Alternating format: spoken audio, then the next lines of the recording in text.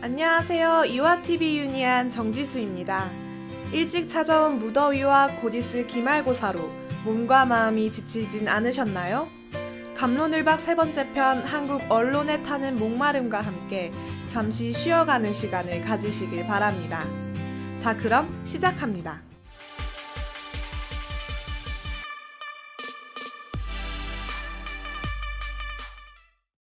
지난 2012년 방송의 공정성을 수호하고자 진행되었던 MBC 파업에 대해 기억하시나요?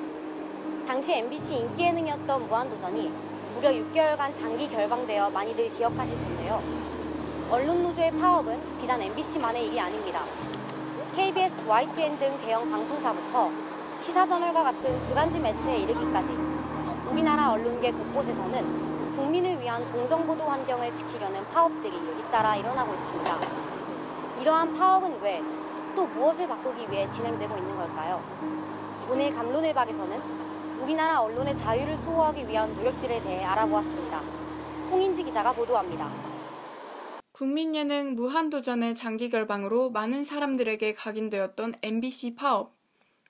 3년이 흐른 지금까지도 치열한 법적 공방이 계속되었는데요. 드디어 지난 5월 7일 법원이 MBC 언론노조의 업무방해 혐의에 대해 무죄를 선언했습니다. 법원은 공정보도를 위한 기자들의 파업이 이들의 기본적인 책무와 관련이 깊은 정당하고 의무적인 투쟁이라고 밝혔습니다. 그렇다면 우리 시민들은 이 파업에 대해 얼마나 알고 있을까요? 유니안이 직접 시민들의 의견을 들어보았습니다. 파업은 우리가 잘못했으니까 당연하다고 생각해요. 그거는 알려줘야 된다고 생각해요. 숨길 게 아니라 투명하게 그 보도 자체를 과정까지 다 투명하게 보여주는 게 괜찮을 것 같아요. 잘 몰라요. 바른 길을 가려고 그렇게 한다고 하면 찬성이죠. 근데 문제는 뭐냐면 저희같이 멀리 떨어지는 사람은 이게 바른지 안 바른지 모르니까. 언론의 자유를 수호하기 위해서 언론을 하는 사람들이 일단은 기본적으로 바른 생각을 가져야 될 것 같고요. 그리고 이제 그것을 진짜 내가 바른 것인지 옆에 사람, 주변 사람들이 알아야 될 것 같고, 저처럼 이렇게 그냥 시청자들한테도 바른 것을 제대로 보도해 주는 게 좋을 것 같아요. 지난 2007년에 일어났던 시사저널 파업 역시 언론 자유의 수호를 위한 상징적인 사건으로 기록되고 있습니다. 유니안에서는 당시 파업의 정황과 우리나라 언론 현실에 대해 더 자세히 알아보고자 이곳 시사인을 찾아가 보았습니다.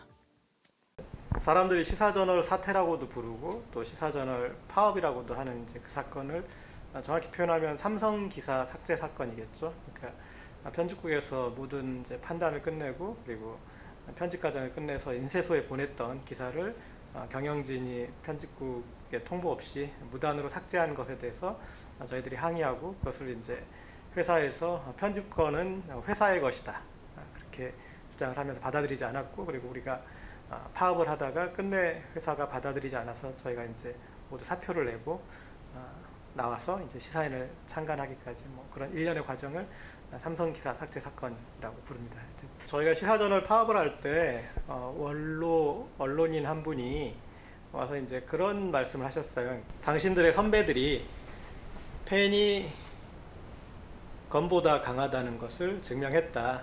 이제 당신들이 펜이 돈보다 강하다는 것을 증명할 때다 라는 이제 그런 표현을 썼는데요.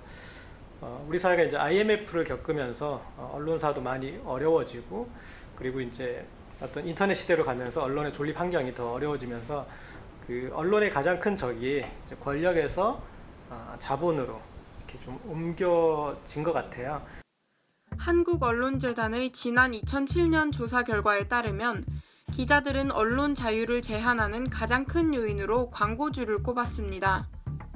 편집 보도국 간부와 자기검열 및 조직 내적 구조 등이 뒤를 이었는데요. 편집권과 경영권의 완전한 독립이 이루어지지 않은 대부분의 한국 언론에서 보도 내용에 대한 경영진의 입김이 아주 세다는 것을 확인할 수 있었습니다. 하고 싶은 말을 하려는 것뿐인데 보도 과정에서 결국 을이 되어버리고 마는 기자들. 하지만 공정한 보도를 위한 노력들도 분명히 존재합니다. 유니안은 기자들이 자유롭게 목소리를 낼 수 있는 환경을 지향하며 만들어진 대한 언론들을 찾아볼 수 있었습니다. 특정 경영주체나 소유자를 가지지 않고 조합원 개개인이 주인이 되는 민주적이고 투명한 운영 방식의 협동조합 모델이 있는가 하면 뉴스타파와 같이 후원금만으로 운영이 되는 대한 언론들도 있었는데요.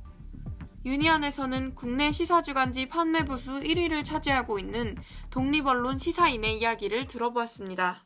자립을 하려면 가장 중요한 게 이 경제적으로 기업에 의존하지 않아야 되는데, 시사인은 이제 매출 비중에 독자들의 판매 대금, 그게 절대 비중을 차지하고 있습니다. 그래서 그러니까 독자들이 우리를 외면하지 않는 한 기업의 눈치를 굳이 보지 않아도 적자가 나지 않는 구조를 만들어 놨거든요. 그래서 지금 같은 시대에는 그게 의미가 있다고 생각합니다.